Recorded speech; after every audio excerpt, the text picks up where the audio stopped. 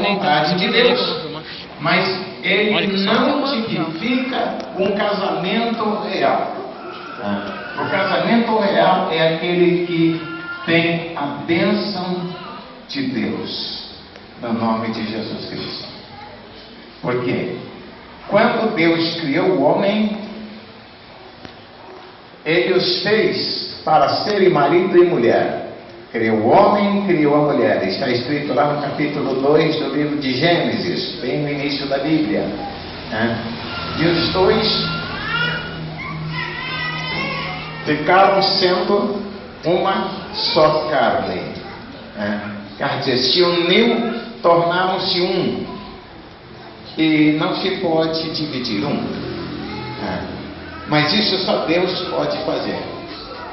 Agora, quando há uma união onde não é realizada na presença de Deus, com a bênção de Deus, se torna um também, mas não um diante de Deus, mas um diante de outros deuses que não fazem nenhum bem a nenhum de nós. Mas nós estamos aqui, graças a Deus, o Jair e a Adriana tomaram uma decisão. Já vieram de algum relacionamento? Por quê? Talvez não conhecessem a verdade até então. E esse relacionamento não deu certo. Mas hoje estão aqui para um relacionamento verdadeiro, na presença de Deus. Eles já têm estado juntos, mas estão oficializando, recebendo a bênção de Deus para este casamento. Eu quero ler a palavra de Deus aqui no capítulo 7 de 1 Coríntios, carta de Paulo, onde diz assim: quanto aos assuntos sobre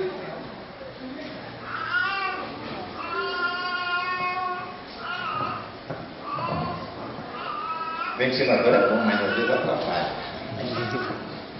Quanto aos assuntos sobre os quais vocês escreveram, é bom que o homem não toque em mulher.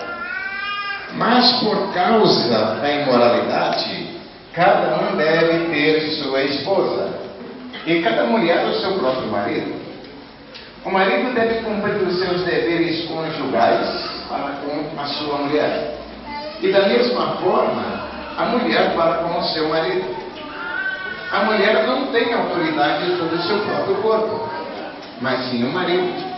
Da mesma forma, o marido não tem autoridade sobre o seu próprio corpo, mas sim a mulher.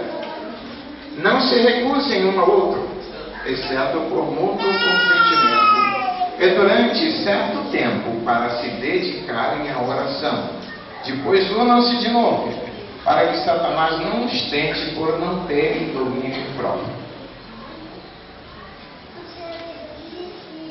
Já conhece um pouquinho da palavra de Deus. Amém? A Adriana conhece um pouquinho da palavra de Deus. Sabe que Deus é soberano, que Ele é o Senhor, e que nós devemos total obediência a Ele.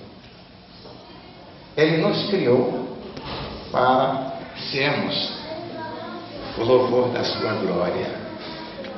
Ele nos criou como a sua obra-prima. Quando nós ouvimos falar de certas pessoas famosas, vamos citar um nome bem conhecido, Leonardo da Vinci. Leonardo da Vinci ele fez muitas obras, foi um tremendo artista, um grande inventor, mas tinha uma obra-prima, o melhor de toda a sua vida. E eu acho que todos vocês sabem, uma obra chamada Mona Lisa, uma pintura. Nunca houve uma outra pintura, nem dele nem de outro artista qualquer, semelhante a esta. Então é a obra-prima dele. Nós, para Deus, nós somos muito mais que a Mona Lisa para Da Vinci. Somos a obra-prima de Deus. Aquilo que de melhor Deus criou. Nós vemos à nossa volta, olhamos a imensidão do universo, olhamos os mares, olhamos as montanhas, os mares, olhamos as florestas, as plantações, os animais, os peixes, as aves dos céus, cada um fazendo aquilo para o que foi criado, e nós vemos uma harmonia tão perfeita que só Deus poderia criar, e Ele criou isso com tanta precisão, que foi uma coisa extremamente maravilhosa.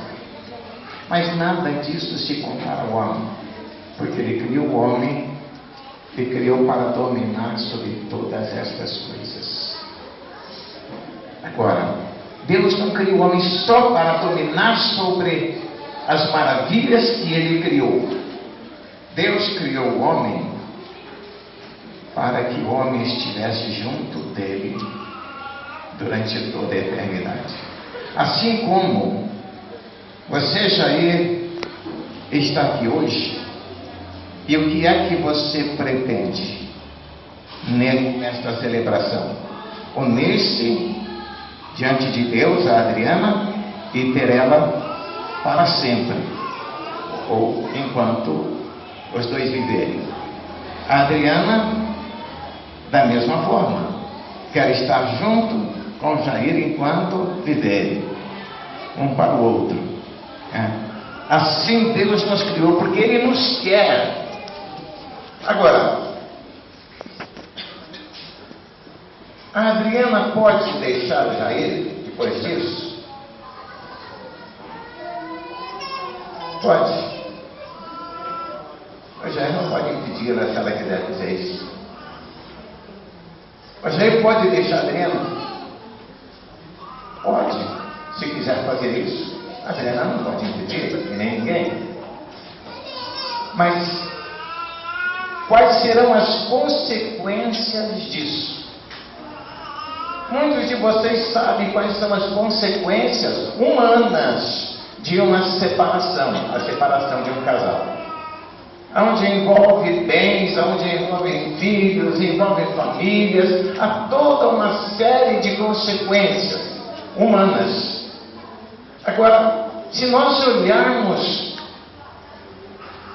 para as coisas espirituais, das coisas de Deus, as consequências vão infinitamente além de consequências funestas para a alma daquela pessoa. Aquele homem que se separa de Deus, ou aquele homem que nunca ouve a voz de Deus, ele sempre vai viver afastado. Ele não vai ser a esposa de Jesus Cristo. Ele vai ser uma qualquer pessoa que vai ser afastada para o lado. Uma pessoa que vai viver longe. Se a mulher se separa do seu marido, ela vai perder a companhia do seu marido. Ela vai perder a ajuda que o marido lhe dá, o carinho que o marido lhe dá, vai perder tudo. O homem ou a mulher que se separar de Deus, vai perder todo o amor, todo o carinho de Deus. Por isso, é que lá no livro de Efésios, capítulo 5, o Senhor fala do casamento. O Senhor fala que o nosso casamento aqui, o casamento de um homem com uma mulher, ele se assemelha ao casamento de Cristo com a igreja.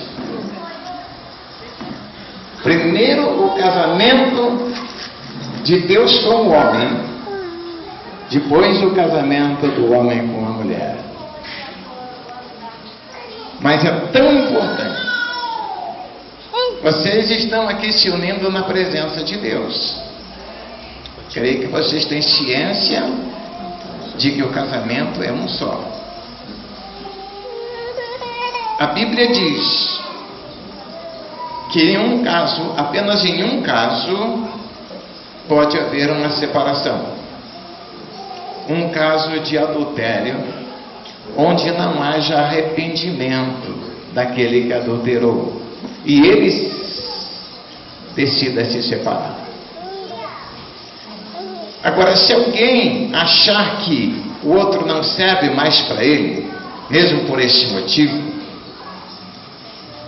pode se separar, mas a palavra de Deus diz que não pode se casar mais, nem se juntar a outra mulher ou a outro homem. Estão cientes disso? Isso é uma coisa muito séria, que muitos hoje em dia não têm levado em consideração. Por quê?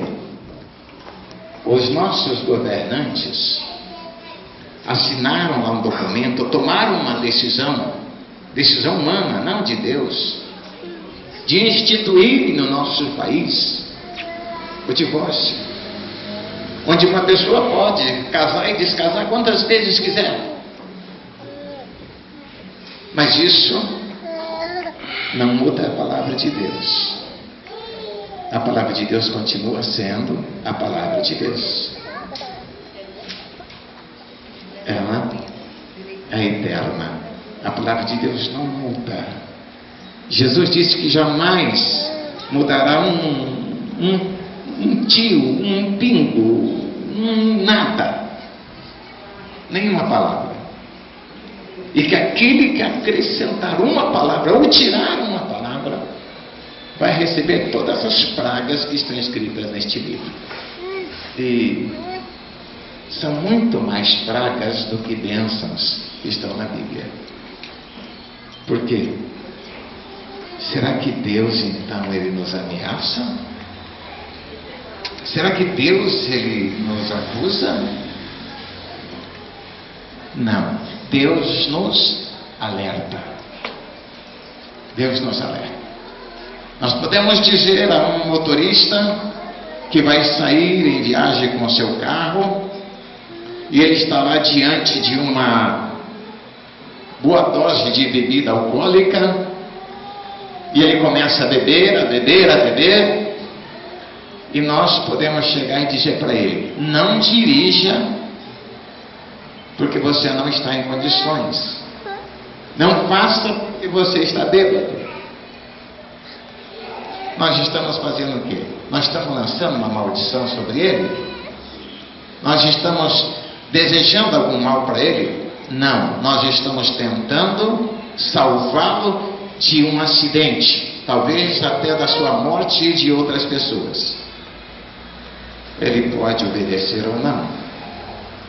Ele pode sair, e se ele sair e se acidentar, então a nossa palavra foi uma palavra de alerta. O que Deus fala na palavra de Deus é um alerta para nós. E esse alerta nos diz: nós precisamos de Jesus. Jesus é o único caminho que leva a Deus. Um dia Deus tomou a decisão de criar o homem para ter uma companhia na eternidade, para compartilhar de toda a sua riqueza com ele. Criou o homem para que fosse a sua noiva, para que se casasse com ele e se tornasse a sua esposa e reinasse com ele eternamente. Criou o homem, colocou no paraíso, deu ao homem tudo, coisas que nós nem imaginamos o homem podia fazer. O homem tinha. Quando Deus disse: domine o homem sobre animais, sobre aves, sobre peixes, sobre tudo, era realmente um domínio total e absoluto, não só sobre os seres vivos, mas sobre as forças da natureza, tudo. No dia que o homem desobedeceu a Deus, o homem achou que ele queria ser igual a Deus. E às vezes nós queremos ser igual a Deus, não é, meu irmão?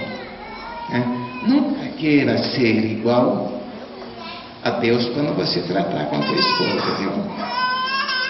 Ela não é escrava tua, nunca será. Ela será sempre tua companheira, tua ajudadora. Assim você deve tratar, com carinho. Ela vai cometer alguns erros, Ela vai te entristecer algumas vezes? Vai. Com certeza ela vai. Estou certo? Vai. Porque a Adriana não é perfeita. Né? Mas você deve tratá-la com misericórdia e com graça. Assim como Deus nos trata. Agora, Adriana, o Jair também, algumas vezes, vai chegar em casa assim meio estressado, né? Passou por umas situações meio difíceis lá no trabalho, né? Às vezes não está bem, alguma coisa na mente lá está meio virada, ele pode dizer alguma coisa que te desagrade. Não brigue, ajude. Ajudem-se. Isso é o que deve acontecer no casamento para que haja felicidade. Se houver uma discussão, e algumas vezes vai haver um desentendimento, procurem parar na hora. Quando eu conheci Jesus, eu tomei uma decisão, porque antes a gente discutia. E virava a cara um pro outro, né? Minha esposa era meio ciumenta, né? Me parecia com a esposa primeiro. E aí nós conhecemos Jesus, soubemos a verdade, como vocês conheceram.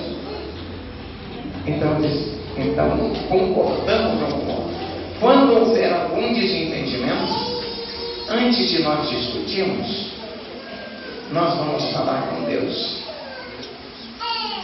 Você vai lá para um quarto, eu vou lá para o outro, para a sala, qualquer coisa assim, e nós vamos conversar com Deus. Vamos apresentar a Cristo aquela causa, aquela situação.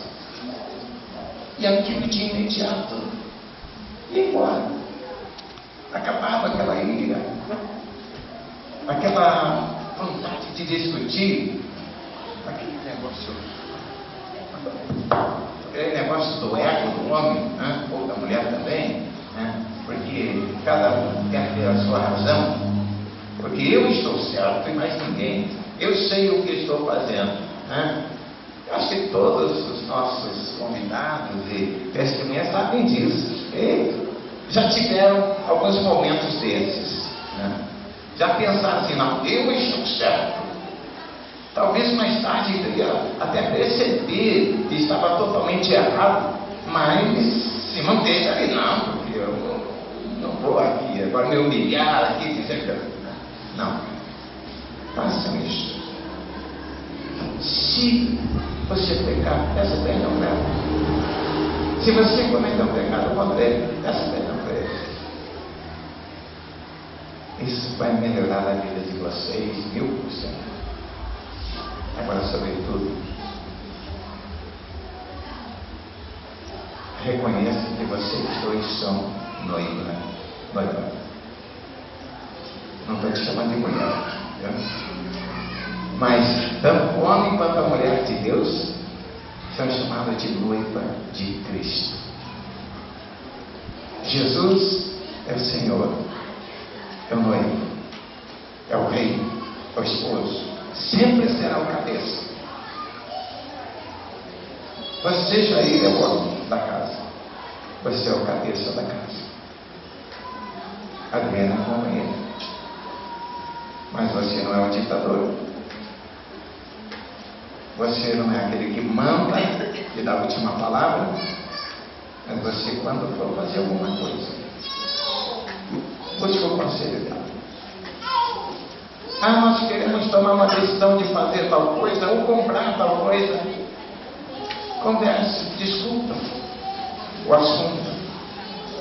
Examine a situação. Podemos fazer isso ou não podemos fazer aquilo? Né? Se acontecer, se nós fizermos, o que vai implicar isso? Isso vai fazer bem para vocês. Vocês devem ter uma vida controlada, vão administrar bem as suas vidas em todas as áreas. Quando se fala em administrar, não é só a questão financeira, mas em todas as áreas. E sempre ponham Jesus na frente. Nós temos uma vida aqui que não vai durar muito. Daqui a pouquinho, alguém estará fazendo a nossa velório. Deus. Todos nós aqui vamos passar por isso. E eu digo uma coisa, isso vai passar rapidinho. Né? Digam aqui aqueles que têm mais idade. Né? Eu, por exemplo, que estou lá com 60 e poucos anos, né? Eu sei como a minha vida passou rápido. Vocês que são mais jovens, se der uma olhadinha para trás, não importa quantos anos você tem, vocês vão dizer, mas já passou tudo isso?